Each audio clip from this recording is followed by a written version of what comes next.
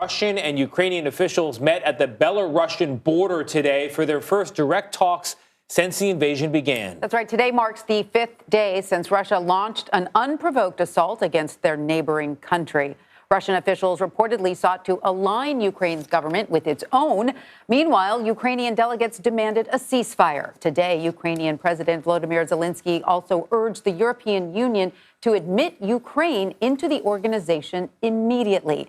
Battles are continuing across the country as Russian forces attempt to close in on Ukraine's capital and largest city, Kyiv. Ukrainian officials said Monday dozens were killed in the country's second largest city, Kyiv, in a Russian rocket attack. We have live team coverage of the war in Ukraine. Mary Ulashina is in Moscow, Russia for us, but we're going to begin with Charlie D'Agata in Ukraine. Ukrainian troops fight running street battles with Russian forces. Fierce urban combat fending off their advance in what has become a key battleground, Ukraine's second city of Kyiv. They pick through what's left of a destroyed Russian convoy stopped dead in its tracks. With Ukraine claiming to have stalled the offensive, President Vladimir Putin ordered defense chiefs to put the country's nuclear weapons on high alert. Outgunned and outnumbered, Ukrainian soldiers and civilians alike are mounting a stiff resistance through determination and defiance. Videos shared on social media show citizens standing up. A group of unarmed men blocking the way of tanks, shouting, "Nobody wants war, go home." Another man seen kneeling in front of a tank. A driver mocks stranded Russian soldiers who have run out of fuel, pulling up alongside and offering to tow them back to Russia. But these are dark days. Between the aerial bombardment, a 3-mile-long convoy of Russian reinforcements massed outside the capital, and now Belarus reportedly preparing to join the fight, Kyiv is a city under pressure. This morning, city officials lifted a lockdown that's been in place since Saturday evening, but they warned there's fighting in almost every district in the city. Only leave your homes in case of an emergency. And getting food is an emergency when you don't know when the next lockdown or round of missiles will come.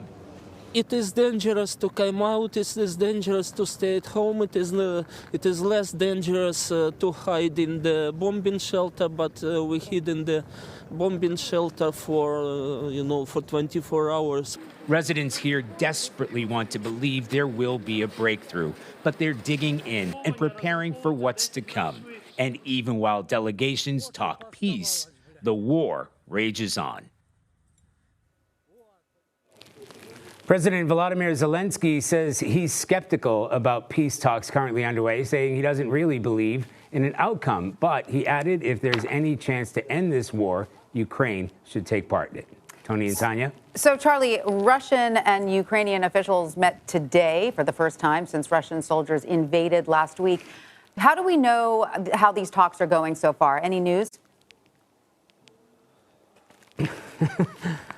Funny you should ask. How do we know how well they're going? Well, they wrapped up within the last hour or so, and almost immediately afterward, there were two huge explosions behind me, the closest that we've heard since. Now, I don't know if they were huge because they were close or huge because they were big explosions. And after that, there were several rounds of small arms fire. It could be anti-aircraft fire, may have even been outgoing, but that's why I'm wearing this for the first time here, because this has just gone very active in Kyiv. So we know that, or we don't know necessarily, that any sort of peace talks had achieved a ceasefire, which is what the Ukrainian delegation was looking for. What we do know, or what we believe, is that it is going to go into a second round of talks. And for that, I suppose we can be optimistic. But what we heard, just moments ago is pretty big and pretty close. Yeah, Charlie, I'm glad you pointed out the flak jacket. I was going to point it out myself if you didn't. Night has fallen there again in Kyiv. There were some estimates going into this that the city could fall in 4 days' time. We're now past that mark. I believe this is the 5th night. So I'm curious about the defensive forces that Ukraine has there. I know there's a professional military, but at the same time, there are these kind of civilian militias. Your reporting has shown weapon depots where the civilians can show up and get their guns. They're making Molotov cocktails. What's the balance between the professional soldiers and the non-professionals who are doing their part just to defend their country? Well, I mean, the heavy lifting, Tony, obviously is taken care of by Ukrainian forces who are still trying to defend the perimeter. And yes, we were talking late last week that Kyiv might have fallen, as early as Friday or maybe even Saturday or just after that on Saturday. In terms of the militias, we went out on Saturday morning to see for ourselves what this really meant. And I've been there before when we've seen volunteers showing up for these militias. And sometimes you get these young men who are really gung-ho and they're really, rallying themselves up. What I saw was, pretty somber, emotional, very serious men, guys my age, who were picking up weapons. And there's the air raid siren.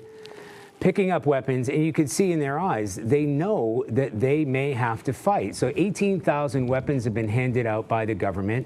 They have been mobilized here. All the reservists have been called up. We were out on the streets. As a matter of fact, we were out on the streets today. All of them are, the checkpoints are manned by Ukrainian forces or these reservists. They are incredibly nervous. When we were stopped, it was all benevolent, but they had their hands on the guns, fingers on the triggers, safety off. They are just looking for anybody who might be coming in, Russian saboteurs who might be roaming the city streets. They may even be wearing Ukrainian uniforms. So very jittery out there. The curfew or lockdown was in place from Saturday at 5 o'clock. It had just cleared this morning at 8 a.m. and we were able to go out. But aside from the people that you saw at the grocery store, which obviously there are hundreds of them, they were told only come out in case of emergency. Other than that, there's nobody out there except for these checkpoints that are being manned and, of course, Ukrainian forces on the perimeter. I do have to say they are doing an incredible job holding off the Russian advance. What's happening around the city is real. Tony? It's impressive. Night falls again in Kyiv. Charlie D'Agata with the flak jacket on. Charlie, stay safe. Take care, Appreciate your Charlie. reporting.